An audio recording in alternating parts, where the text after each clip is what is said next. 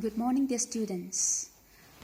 Welcome back to part 4 of the first chapter, Reproduction in Organisms. So the topic is events in sexual reproduction. In the last class also we discussed about events in sexual reproduction, but we discussed only one event. Today we are going to discuss the other two events in sexual reproduction, that is fertilization and post-fertilization events.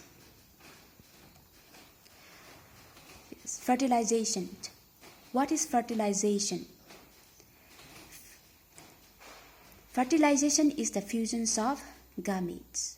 Okay, when the two gametes, that is male and female gamete, fused together, then we call that as fertilization. Fertilization is also called syngamy. Okay, syngamy. Now, fertilization will result in the formations of zygote, okay, at diploid single cells. What is the importance of fertilization?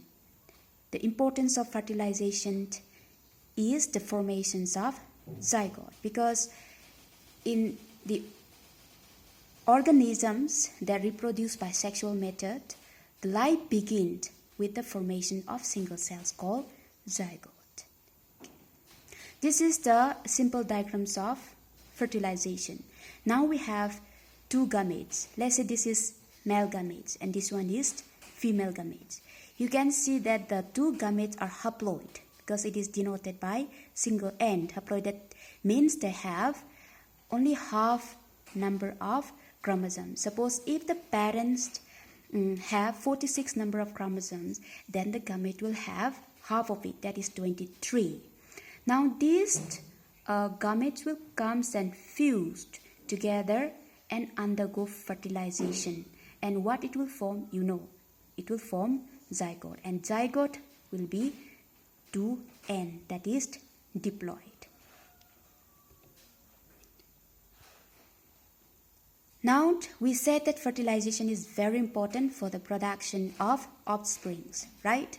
But however, we observe that in some organisms like rotifer, honeybee, birds, taking the example turkey, the female gamete form new organisms without fertilization. Okay? And we call that phenomenon as parthenogenesis. Where does syngamy occurs, or where does fertilization occurs? There are two types of fertilization: external and internal fertilization. Now, external fertilization means fertilization taking place outside the body of organisms. Okay? Examples are frogs, fish, and majority of algae. Now, one of the major disadvantages of external fertilization is the offspring produced, okay, are extremely vulnerable to predator. Now, the second one is internal fertilization. What is internal fertilization? It is the fertilization taking place inside the body of organisms. Okay? Fertilization taking place inside the body of organisms. If we take an example, we have reptiles, birds, mammals, higher plants, etc. Now, this is a simple picture depicting the internal as well as external fertilization.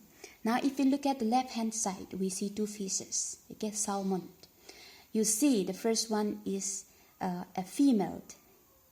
Here you see that the female is depositing her ova or egg outside her body. Now in the second one we see a male fish.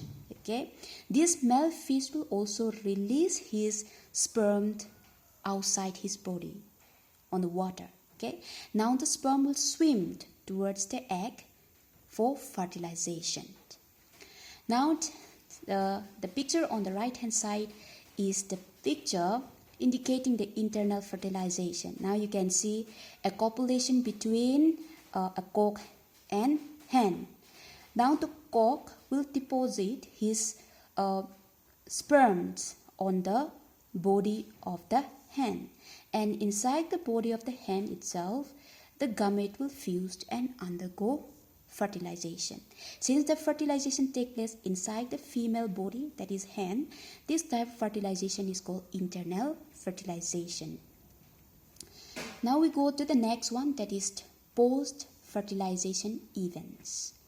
Post means after. All events occurs after the fertilization or formation of zygote are called post-fertilization events. Now let us go to the first one, zygote. Zygote is the products of fertilization. Now the formations of diploid zygote is universal in all the sexually reproducing organisms. Okay. In case of external fertilization, the zygote is formed in the external medium. Okay. Since fertilization takes place outside the body of organisms, obviously the zygote will form outside the body of an organism. In case of internal fertilization, the zygote is formed inside the body of organisms. Now further development of zygote will depend on the type of life cycle of organism has and the environment it is exposed to. If we talk about fungi and algae, where fertilization takes place outside the body of an organism, zygote develop a thick wall. Okay, the zygote will develop a thick wall for what? Resistance to desiccation and damage. Okay, what is desiccation? Desiccation means drying up. So the zygote will develop a thick wall so that it can prevent themselves from being dried up and get damaged. The zygote will undergo a period of rest before germination, and when suitable environmental conditions, they will germinate and form into new individual. Now in organisms with haplontic life cycles, okay, organisms with haplontic life cycle, if we take an example, we have Volvox, then Chlamydomonas, Sporogyra, etc. Now what happened to zygote? The zygote divide by meiosis division to form haploid spore, and these haploid spore will develop into haploid individuals. Now the last line is very important. Zygote is the vital link, a very important link that ensure the continuity of species. Okay, we said that zygote, every life begins with a single cell called zygote. Therefore, zygote is the vital link that will ensure the continuity of species. Now let us go to the second event, that is embryogenesis. Now what is the meaning of embryogenesis? Embryogenesis means formation or development of embryo from where? From zygote.